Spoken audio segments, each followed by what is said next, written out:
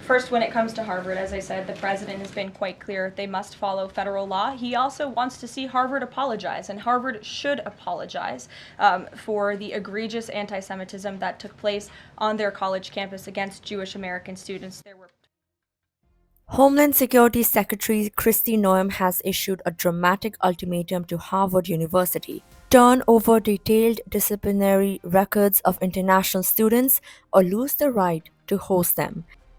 In a statement released Wednesday, the Department of Homeland Security revealed that Secretary Noem had sent what it described as a scathing letter to Harvard. The letter demands that the university hand over information on foreign student visa holders involved in what DHS calls illegal and violent activities with a firm deadline of April 30th, 2025. Failure to comply could result in Harvard losing its certification under the Student and Exchange Visitor Program, or SEVP, which enables international students to secure US visas.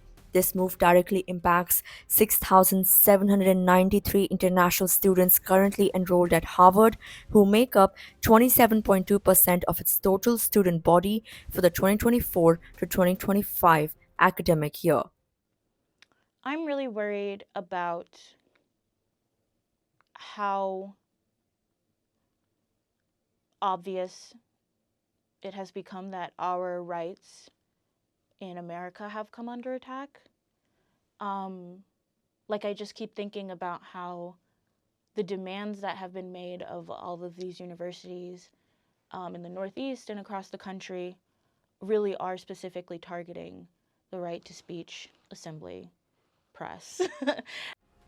Alongside the threat, DHS also announced it had cancelled two federal grants to Harvard, totaling $2.7 million.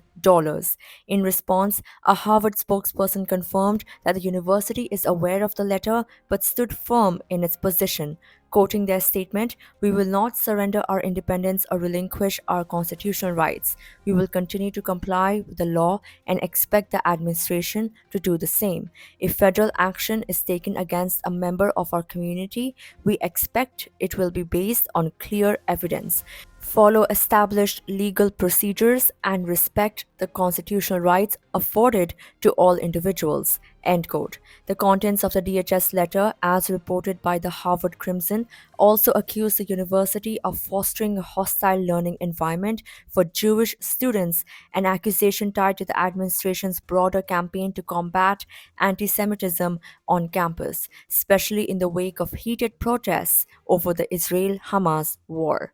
According to the Crimson, the letter demands information on any visa holders who may have posed threats to other students or staff, disrupted learning environments, or faced disciplinary action for making threats or joining protests.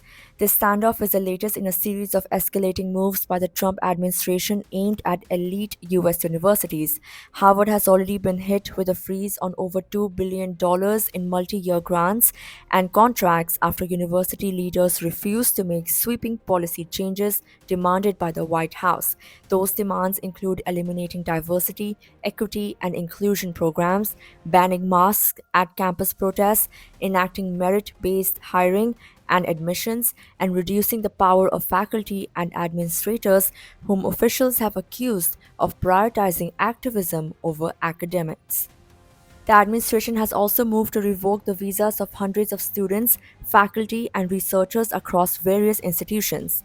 Some cases involve allegations of support for terror organizations, others stem from older or relatively minor legal offenses.